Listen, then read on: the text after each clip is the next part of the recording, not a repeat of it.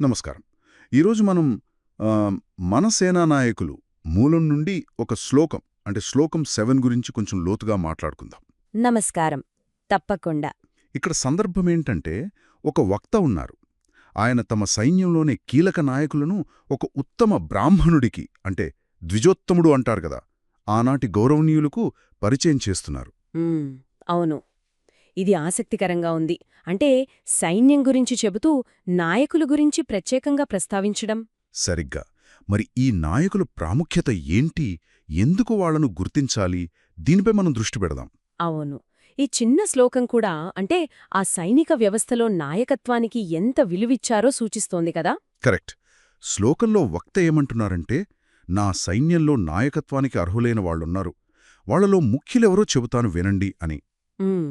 అసలు ఈ పేర్లు చెప్పాలన్న ఉద్దేశం ఏమై ఉంటుంది? కేవలం పరిచయం కోసమేనా?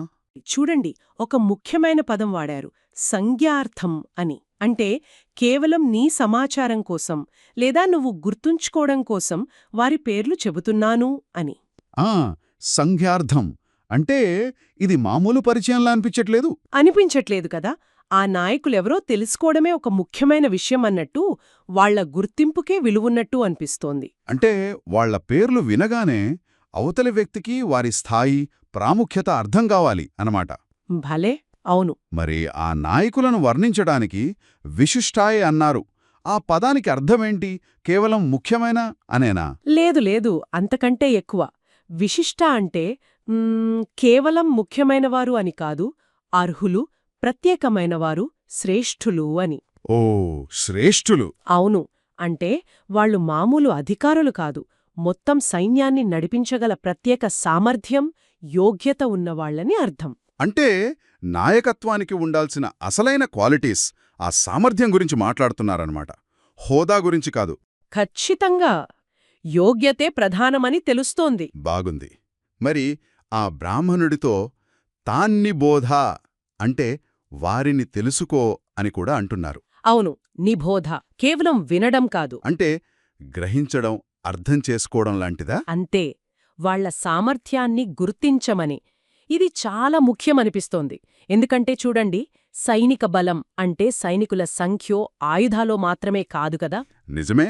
ఈ మూలంలో సైన్యం సైజులాంటి వివరాలు లేవు. కాని నాయకత్వాన్ని అంటే నాయకా మమ సైన్యస్య అని ఒక కీలక అంశంగా ప్రత్యేకంగా చూపిస్తున్నారు. అంటే అర్హులైన నాయకులు, విశిష్టానాయక ఉండటం, వారిని గుర్తించడం, వారిని తెలుసుకోవడం ఆ వ్యవస్థకు చాలా అవసరం అని ఈ శ్లోకం చెబుతోంది. ఇది స్పష్టంగా ఉంది. అయితే ఇక్కడ మరో విషయం, వక్త చాలా సూటిగా తాన్ బ్రవీమితే అంటున్నారు. అంటే వారి పేర్లను నీకు చెబుతాను అని ఒక రకంగా వాగ్దానం చేస్తున్నారు. అవును అవును, చెప్పాలనే ఉద్దేశ్యం చాలా స్పష్టంగా ఉంది. కాని ఇక్కడే ఒక చిన్న మెలిక ఉంది. ఏంటది? మనకు దొరికిన ఈ శ్లోకంలో గాని, దాని చుట్టుపక్కల భాగాల్లో గాని ఆ నాయకుల పేర్లు అసలు చెప్పబడలేదు. అదా విషయం. అంటే పేర్లు చెబుతామన్నారుగాని చెప్పలేదన్నమాట. అంతే. ఆ వాగ్దానం పోనే ఈ భాగం ముగిసిపోతుంది.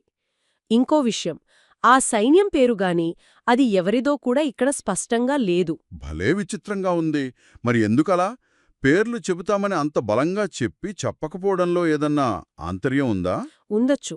బహుశా ఆ రోజుల్లో మా దగ్గర ఇలాంటి గొప్ప నాయకులు ఉన్నారు అని చెప్పడమే ఒక పెద్ద విషయమయ్యుండొచ్చు. అంటే ఆ ప్రకటనకే బలముందంటారా? అవును. ఆ నాయకుల ఉనికి, వారి గుర్తింపు గురించి చెప్పడమే ఆ ద్విజోత్తముడికి సమాచారమివ్వడానికి లేదా ఒక రకమైన ధైర్యం చెప్పడానికి సరిపోయిందేమో. ఓకే, అర్థమైంది. కాబట్టి మొత్తంగా ఈ శ్లోకం నుండి మనం ఏం తీసుకోవచ్చు? ఒక సైనిక వ్యవస్థలో ఆ విశిష్ట యోగ్యతలున్న నాయకత్వం చాలా ముఖ్యం. చాలా ముఖ్యం. అంతేకాదు, అలాంటి నాయకులను గుర్తించడం, వాళ్ల ప్రాముఖ్యతను తెలుసుకోవడం కూడా అంతే ముఖ్యం. బహుశా ఆ పేర్లను తెలుసుకోవాలనే ఆసక్తిని రేకెత్తించడమే ఇక్కడ పాయింట్ కావచ్చు. కరెక్ట్. నాయకత్వం అనేది అంటే కేవలం ఒక పదవి కాదు, దానికి ప్రత్యేక అర్హతలు, ఆ విశిష్టత ఉండాలి, దాన్ని గుర్తించాలి అనే సందేశం స్పష్టంగా ఉందిందులో. చివరిగా ఒక ఆలోచన రేకెత్తుతోంది. అసలు పేర్లు చెప్పకపోయినా సరే, వారి పేర్లు చెబుతాను, వారిని తెలుసుకో అనే అంత నొక్కి చెప్పడంలోనే ఏదైనా శక్తి ఉందా? మంచి ప్రశ్న. అంటే ఒక వ్యవస్థ బలాన్ని అంచనా వేయడానికి, కేవలం నాయకుల పేర్లను తెలుసుకోవాలనే ఉద్దేశం ఆనాటి సమాచార ప్రసారంలో ఎలాంటి పాత్ర పోషించుంటుంది? నిజమే. వివరాలు తెలియక ముందే కేవలం ఆ నాయకుల ఉనికి గురించి వినడం వల్ల ఎలాంటి ప్రభావం ఉంటుంది, దాని గురించి ఆలోచించవచ్చు. అవును, దీని గురించి శ్రోతలు కూడా ఆలోచించవచ్చు.